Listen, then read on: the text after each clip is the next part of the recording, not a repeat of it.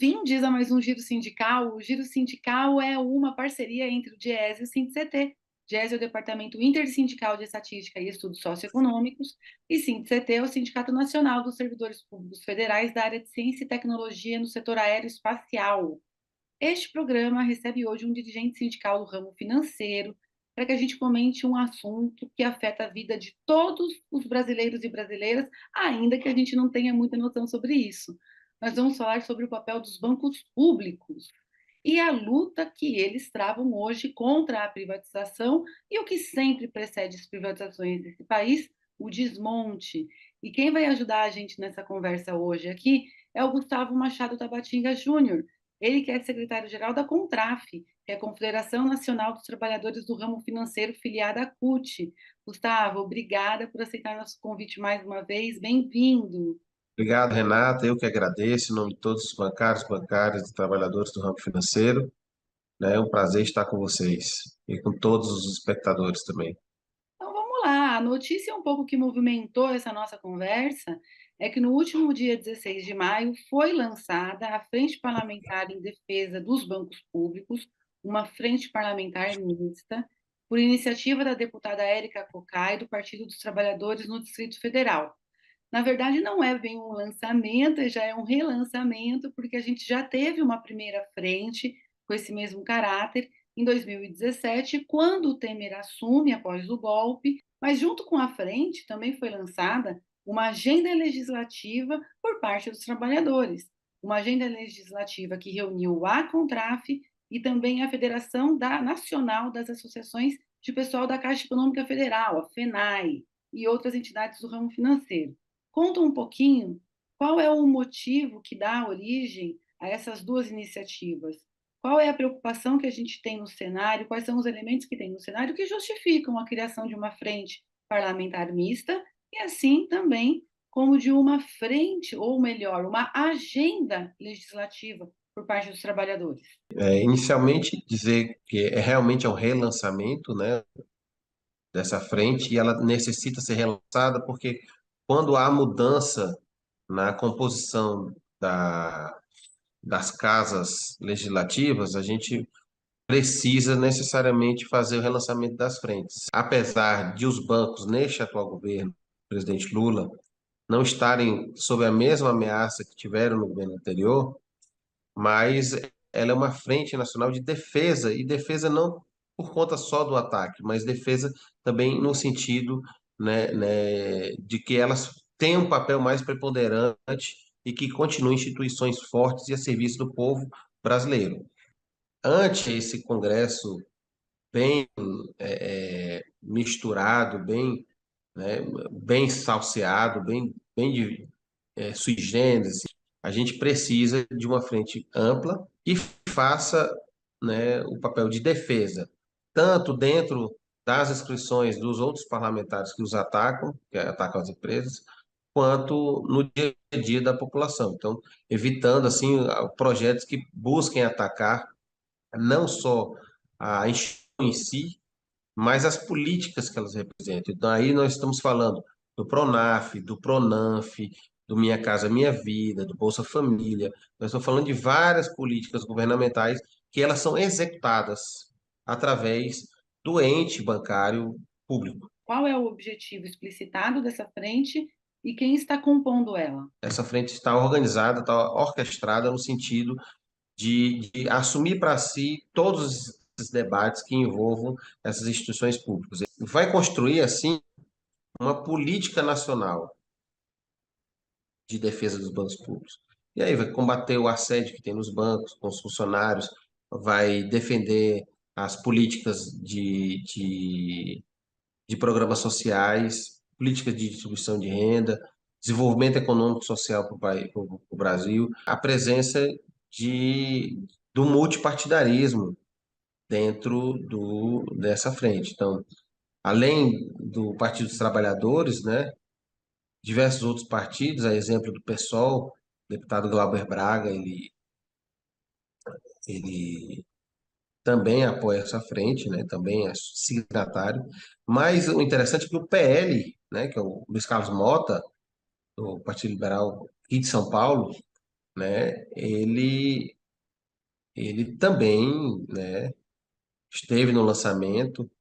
Quando a gente consegue convencer os parlamentares de que um país em desenvolvimento como o Brasil, se for depender apenas do banco privado, diversas políticas e diversos tipos de investimentos jamais seriam feitos. Também entregamos a nossa agenda parlamentar, para que a gente possa, de uma certa forma, ter acesso aos gabinetes, né, deixar claro qual é a perspectiva dos trabalhadores do ramo financeiro para o Congresso, o que que eles almejam, qual o tipo de ação dentro do parlamento a gente busca fazer, e quais são as demandas que a categoria bancária pede para que nós, seus representantes, acompanhemos lá nas duas casas legislativas. Então, há diversos projetos de lei que buscam alterar a forma de funcionamento das agências bancárias, né? Trabalhar o sábado, domingo.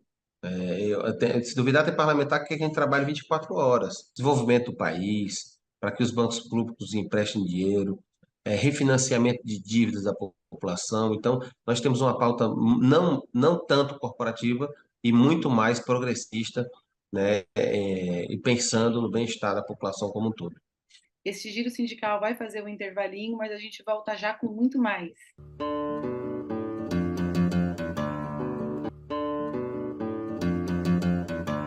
O Giro Sindical está de volta e este programa conta aqui com a presença do Gustavo Machado Tabatinga Júnior, ele que é secretário da Contraf e está nos ajudando aqui a fazer um debate que foi impulsionado pela criação da frente parlamentar, pela entrega das demandas dos trabalhadores do setor financeiro, de suas demandas para o poder legislativo do país. Gustavo, o governo Lula ele prometeu mudanças na gestão das instituições financeiras. Uma delas é a suspensão das privatizações e usa e busca, tem a intenção de utilizar essas instituições para promover o desenvolvimento do país. Acho que vai muito ao encontro, conversa muito com o que você falou anteriormente aqui no primeiro bloco para a gente. Já tivemos mudanças importantes nas pessoas que dirigem a Caixa Econômica Federal e nas pessoas que dirigem o Banco do Brasil. Além dessas mudanças das pessoas, o que mais tem sido feito até aqui que dialoga com a promessa do governo de usar os bancos públicos e valorizar os bancos públicos? E como essas mudanças, se é que elas já saíram do papel, já estão sendo implementadas, e como essas mudanças dialogam com a proposta da agenda legislativa dos trabalhadores e também da frente parlamentar. Primeiro foi o aumento do desembolso de crédito dessas empresas públicas financeiras, né? O Banco do Brasil divulgou o seu lucro trimestral, um avanço do lucro trimestral.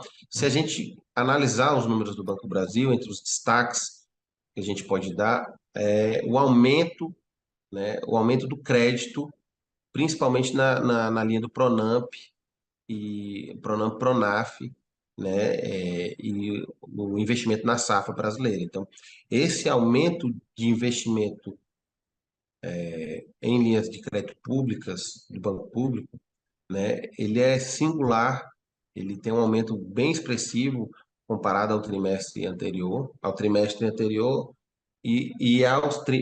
trimestre do ano passado também. E a Caixa Econômica que né, aumentou o atendimento tanto do Minha Casa Minha Vida, né, com a aprovação de mais projetos do que também no mesmo período do ano anterior, como também promoveu o atendimento das famílias que acessam o Bolsa Família. E eu gostaria de citar aqui o BNDES, né, que aumentou também o desembolso nesse trimestre, né. Isso representa já uma agenda, né, comparativa ao que a gente passou nos últimos 4 anos, de extremamente positiva. Então, assim, se quer trazer investimento estrangeiro ou investimento privado, ele necessita obrigatoriamente da viabilidade de um banco público para que as linhas de crédito que garantam os investimentos em infraestrutura, investimentos na safra brasileira e na pequena e microempresa, né, eles têm que ser feitos. E esse tipo de agenda é que marca, de fato, uma mudança de entendimento no governo federal. Antes, os bancos públicos atuavam como concorrentes dos bancos privados, simplesmente pegavam e faziam operações de tesouraria, né, aproveitando-se das altas taxas de juros do Banco Central, compravam títulos do governo, deixavam o dinheiro rentabilizando e deixavam de investir na economia real. Então, quando entrou o governo Lula, isso mudou já de fato. Estamos esperando ainda, ansiosos, mudanças muito mais além do que as pessoas que estão à frente das instituições financeiras, e que eu saúdo, com muito entusiasmo a indicação de uma ex-sindicalista, né, que já participou, inclusive, da Contraf, a Rita Serrano, está na presidência da Caixa, muda totalmente o perfil do governo. E o Banco do Brasil, que pela primeira vez em mais de 200 anos, né, vem com uma mulher na sua presidência e que com certeza vai trazer uma nova forma de ver, né, e muito mais acolhedora do que foi no passado. Acredito que a partir desse ano, de fato, a população vai sentir muito mais do que a redução da gasolina, mas redução também da burocracia dos bancos para conseguir crédito. E eu espero que logo, logo venha o programa de refinanciamento das dívidas para que as famílias tenham, né, um respiro melhor, né, depois de 4 anos de sufoco. Agora, conta um pouquinho para a gente como foi esse período entre o golpe e a eleição, e agora o terceiro governo Lula, quais foram os principais obstáculos que as instituições financeiras públicas, em especial as federais, sofreram por parte, primeiro, de Temer e segundo, de Bolsonaro. Nós de bancos públicos, eu que sou funcionário egresso do Banco Brasil, né, vimos paulatinamente os bancos serem preparados para a privatização. E aí preparando, primeiro vendendo as suas subsidiárias, né? Então, o Banco do Brasil vendeu a sua operação de créditos, carteiras de crédito, a gente dizer, vendeu o filé mignon bancário, né? Vendeu o back office, que é a parte de administração, por exemplo, de cartões, administração de seguros, né? Consórcios, saiu vendendo as empresas coligadas das holdings, tanto o Banco do Brasil quanto a Caixa. O BNB contratou uma empresa de seguradora privada para gerir sua venda de seguros, o Basa idem, né? O BNDES gastou alguns milhões de reais, né? Porque o Bolsonaro disse que tinha uma caixa preta lá e gastaram dinheiro para fazer uma auditoria, fez a auditoria, o que aconteceu? Não tinha nada. Então, e foi muito atacada a imagem também, né? Foi dito que essas empresas tinham. Voltou ao debate lá do Collor, né? Dizendo que tinha Marajá, tinha um cheio de direitos, e, e de fato foi muito ruim esse período, né? Uma coisa que eu gosto muito de lembrar é que os bancos públicos passaram a oferecer as mesmas taxas do privado. Olha, se for para um banco público trabalhar igual um privado, até eu defenderia a privatização, porque o banco público ele foi feito para trabalhar diferente mesmo. O banco público ele tem uma missão de ir onde a banca privada não tem coragem de, nem interesse de ir.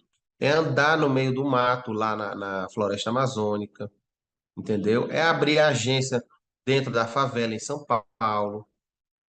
É isso é para isso que o banco público existe. Ele tem que ter a missão social. E essa missão social foi esquecida, né? Principalmente no governo Bolsonaro, mas o governo Temer não pode ser esquecido. O governo Temer, quando liberou a terceirização, mandou os bancos públicos serem, né, o fiel escudeiro da terceirização. Mandaram assim: vocês vão deixar de contratar a partir de hoje e vão contratar terceirizados. Então, os bancos públicos tiveram uma perda de qualidade, houve um ressucateamento muito grande, né? Eles deixaram de investir, fecharam agências de postos bancários, né? Deixaram várias cidades, dos 5 mil municípios brasileiros, quase 2 mil não têm agência bancária, e fechou exatamente onde mais precisava, fechou no sertão do Nordeste, fechou no sertão do Norte, fechou a agência nas favelas, nas periferias, mas na Avenida Paulista está lá aberta, certo? Na Faria Lima está lá funcionando. Então, o banco público passou, migrou, né, para uma forma de trabalho mais parecida com os bancos privados. E, além disso, como se não bastasse, houve perseguição, nomeações esdrúxulas, vai ser nomeado porque é a esposa, é parente, é filho de, isso tudo aconteceu, e, por fim, o assédio moral e sexual, que parece discussão do século anterior, mas era deste século. A gente teve que discutir que as mulheres têm o direito à sua integridade, que elas não precisam ir para um ambiente de trabalho com medo da roupa que estavam usando, com medo de elas serem vítimas e causadoras do assédio, porque esse era o debate que se fazia dentro da Caixa Econômica, né? O presidente da Caixa dizia que não, não era isso que estava acontecendo, que era uma brincadeira, que as mulheres iam vestidas também de forma provocativa. Então, coisas que parecem inacreditáveis a gente ter que discutir numa empresa como a Caixa Econômica Federal aconteceram dentro do gabinete do presidente da Caixa. Não foi colega bancário lá na agência. Só que há um momento em que o presidente da instituição faz isso, acoberta os próprios casos dele e dos seus amigos, né? Ou seja, passa a administração não ser por funcionários competentes para tanto, mas funcionários do grupinho, né? A gente viu todo tipo de assédio, principalmente o assédio moral, e esse é o modo de trabalho nos últimos 6 anos. Era a política de resultado pelo medo. Houve demissões nos bancos públicos, faziam processos administrativos, faziam assim, verdadeiras investigações, procurando vírgulas, algum ponto que pudesse ser questionado. Isso foi a política que foi feita nos últimos 6 anos, iniciada no governo Temer, potencializada no governo Bolsonaro, mas que a organização dos trabalhadores, principalmente nos nossos sindicatos filiados, a Contraf, conseguiram fazer a resiliência, resistimos esse período, conseguimos organizar os trabalhadores e conseguimos, né, criar meios para que hoje, no governo Lula, a gente chegue de forma muito mais forte. Continue com a gente, o Giro Sindical volta já.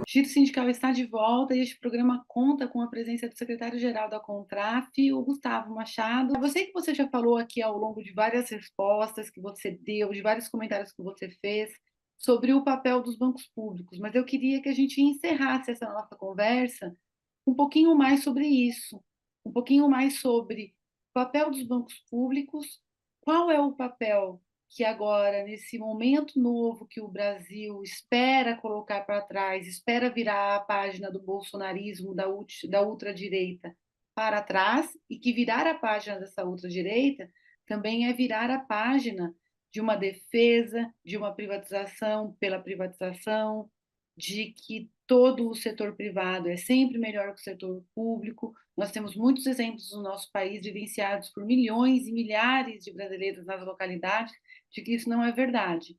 Vide o exemplo de Mariana e Brumadinho em 2015 e 2019, com a Vale, empresa privatizada, e vide o apagão do Amapá, em que cidades inteiras ficaram sem energia elétrica por até 20 dias, por conta de operação de uma empresa que era pública e passou a ser privada.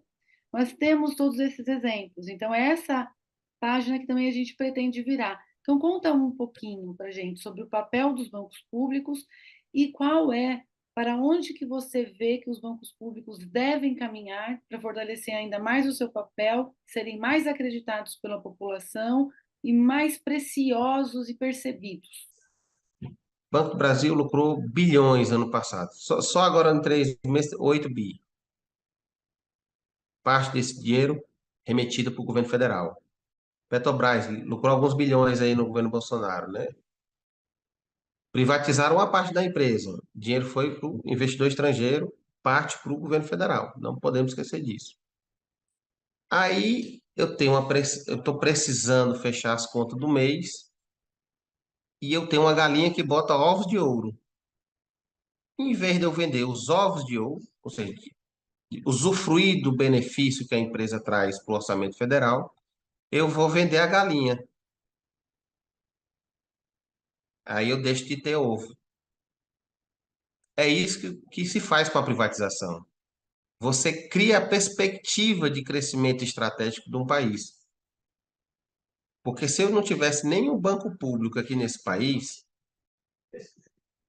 nós iríamos pagar a taxa de financiamento do imóvel, a taxa que a banca privada queria. Nós temos 5 bancos com 80% do mercado. 5 bancos. Mas tem dois desses 5 que são públicos.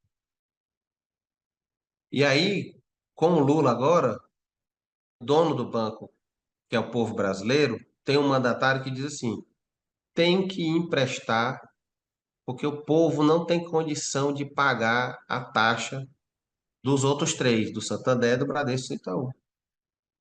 Ele tem que emprestar mais barato, porque é a missão que o governante está dando. E aí, de baixos juros, a população consegue comprar o imóvel financiado.